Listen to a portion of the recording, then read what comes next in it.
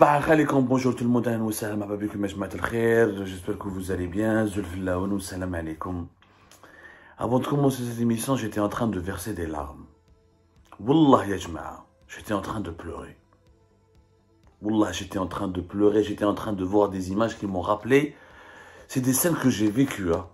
Cette émission, c'est pas le journaliste qui parle, c'est le citoyen, l'Algérien Abdou Semmar qui a vécu cette scène plusieurs reprises.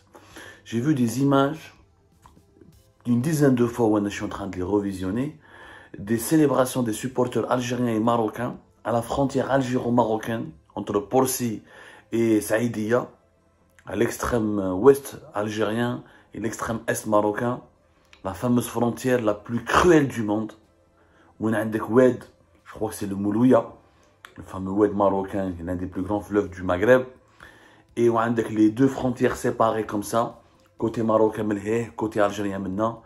Je suis un des supporters algériens qui est partagé.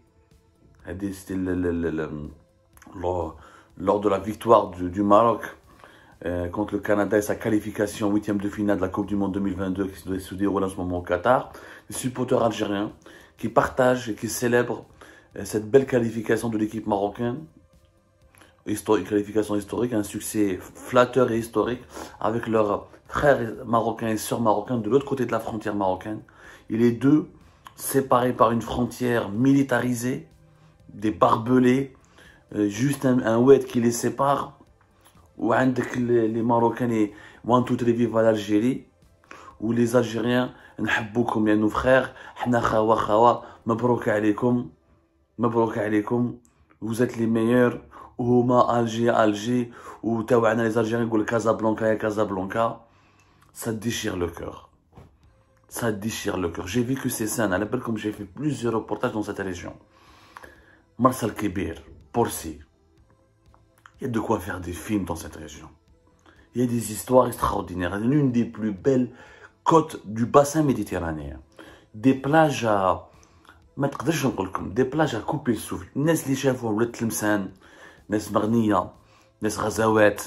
Oui, tous les Algériens et les Algériens, ils aiment la mer, ils aiment la plage, ils aiment la découverte et les voyages, ils aiment le Porsi. Nous aussi, Marcel Kébir, depuis l'indépendance, ils savent de quoi je parle. Allez voir les plages qu'il y a là-bas, il y a les sites qu'il y a là-bas, c'est majestueux. Mais une frontière, mais une région gâchée, au charme détruit, violé par cette frontière algéro-marocaine qui est fermée, parce que de l'autre côté, il y a Saïdia, qui a connu un développement aussi intéressant, un développement très important. Il a fait une station balnéaire très intéressante. C'est malheureux, Wallah, c'est malheureux. C'est malheureux, c'est malheureux. Tu vois des barbelés jusqu'au fond de la mer.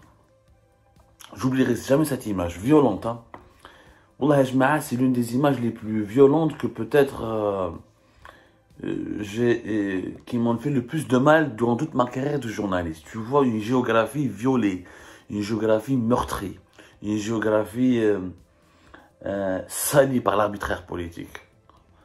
Et les scènes les plus touchantes lors de ce virage avec les montagneux, les frontières les fermées, toujours à l'ombre des montagnes et des falaises, تشوف des Marocains de l'autre côté, ils jouent toujours avec leur drapeau, يعيطوا نحبوكم يا les Algériens, نحبوكم. Et de l'autre côté, les Algériens qui crient نحبوكم يا les Marocains, des fêtes de mariage, les Eid, surtout les Eid, et tous les Marocains, ou tous les Algériens, la frontière elle est fermée, où سلموا عليهم كاين des familles qui se connaissent et qui sont divisées depuis des décennies, depuis cette foutue fermeture des frontières, qui sont divisées. Il y a des gens, des athlètes avec une force athlétique, يرموا شكاية تاع الحلوى من فوق. هكذا يرميها حتى الكوتي ماروكان والاخر الماروكان يرميها الكوتي الجيريان sous l'œil méchant, averti des gardes frontières, des militaires algériens et marocains, de peuples qui s'entre-déchirent. Une scène terrible, Yanas. Wallah ya jma'a, une scène terrible. ما عندي ما نقولكم ما عندي ما نقولكم ما عندي ما نقولكم. Quand tu vois les plages, les dunes, Sebiet, Moscarda, les Andalous, Clovis, des plages des environs de Mars al-Kébir. Magnifique endroit. Un paradis, un paradis. وبس كي تروح تشوف ou ça arrive la frontière, t'as envie de pleurer. Tu pleures, moi, si t'as envie de pleurer. Tu pleures, Yanes. Wallah, je m'arrête, tu pleures. Tu pleures, ma cache, tu pleures. C'est le même peuple. Comme c'est les mêmes familles. C'est les mêmes familles. Ben Saïdia, moi, le côté marocain, moi, le côté algérien, c'est les mêmes familles, même histoire. Même histoire. Division Agdek. Les images que j'ai revues tout à l'heure, vous pouvez revoir la chaîne arabe américaine Al-Hurra. On a parlé, elle a fait un brillant reportage, un brillant sujet là-dessus. On va essayer de publier le lien après ou de mettre l'imprimé écran de l'article d'Al-Hurra en étiquette sur cette émission, sur cette vidéo que nous allons diffuser. Sur cette vidéo, j'ai du mal à parler. Allah al-Adim, c'est touchant.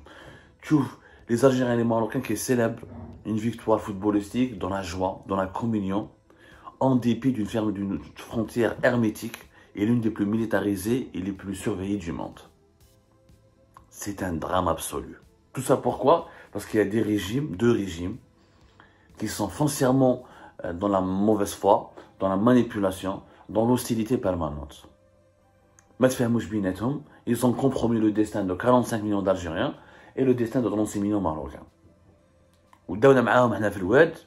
L'image du Oued qui sépare, c'est une image vraiment symbolique, vraiment tout colle. La nature, peu importe ce que vous croyez, votre idéologie, mais le panorama, le tableau naturel dessiné par une main invisible, résume parfaitement la situation des relations algéro-marocaines. Un Oued, le Oued de l'incompréhension, des malentendus, des tensions, et aussi un Oued qui peut servir de réconciliation.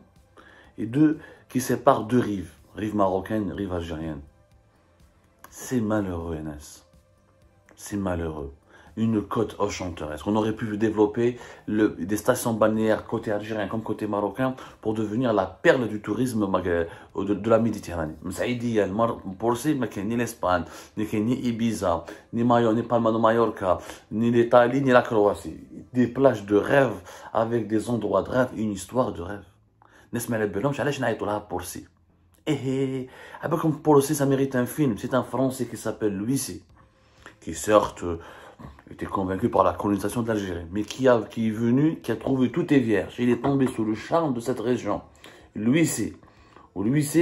Il descend d'une grande famille d'entrepreneurs et d'industriels français. Il a trouvé que cette région était hyper belle, et avec un grand potentiel pour l'avenir. Il a créé un port pour développer une activité économique, pour pouvoir exporter les céréales de la région à des frontalières algéro-marocaines vers l'Europe. Ensuite, il a eu l'idée de développer une station balnéaire. Ils ont créé, entre le début des années, début du XXe siècle, c'est-à-dire à partir de 1900, 1905. Il a créé toute cette vie. C'est pour ça qu'on l'appelle Porsi, parce que c'est lui qui a créé le port, Louis C. On bat des cas après l'indépendance, bon, on a changé Marcel Kébir, mais Marcel Ben Mehdi plutôt, mais c'est pas grave. C'est pas grave, Marcel Kébir plutôt. C'est pas grave, mais c'est quelque chose de très très beau. Wallah ya jma'a ou shanqulkum. Ça fait mal au cœur. Ça fait mal au cœur. Ça fait très très très mal au cœur et Marcel Ben Mehdi, pardonnez-moi, Marcel Kébir c'est du côté d'Oran. C'est un port qui sert d'une force navale, etc. Je parle de Porsi, Marsa Ben Mehdi. Voilà. On a dit Porsi. Aucun Algérien n'a dit aucun Algérien n'a dit Marsa Ben Mehdi. Je ne fais pas mon Porsi. C'est exceptionnellement beau là-bas. Franchement, bon, je ne conteste pas le fait qu'il fallait la lui changer de nom. Lui, c'était un partisan du colonialisme ou de la colonisation. Okay, pour moi, ça, c'est pas un problème. Mais cette division au niveau de la frontière algéro-marocaine, c'est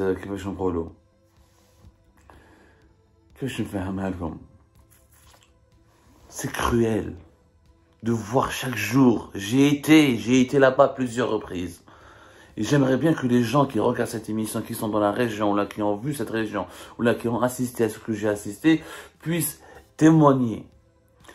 Chaque jour, des familles marocaines et algériennes s'échangent des youyou, des messages, n'haboukoum, des signes, des discussions à haute voix, chacun de son côté,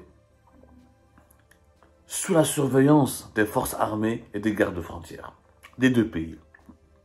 À 1000 reprises, lorsque par exemple l'Algérie a tenté de se qualifier, lorsque l'Algérie s'est qualifiée au deuxième tour en 2014, il y avait des Marocains et des Algériens qui ont essayé de traverser la frontière. À chaque fois, ils sont arrêtés par les gardes frontières et repoussés et rejetés. Il y a 1000 fois, 1000 fois. Bien sûr, là-bas, depuis les tensions politiques de 2020-2021, la surveillance a été nettement renforcée. Nettement renforcée. Mais à chaque événement national, sportif, fête religieuse, fête nationale, et même chaque jour que Dieu fait, dans la vie ordinaire et quotidienne, des familles algériennes et marocaines se retrouvent au niveau de ces deux Balkans. Voilà, deux Balkans qui surplombent un fleuve et des tranchées, et les gens se regardent et s'échangent des mots d'amour, des mots de tendresse, des youyou, s'envoient des sacs de gâteaux ou là des cadeaux.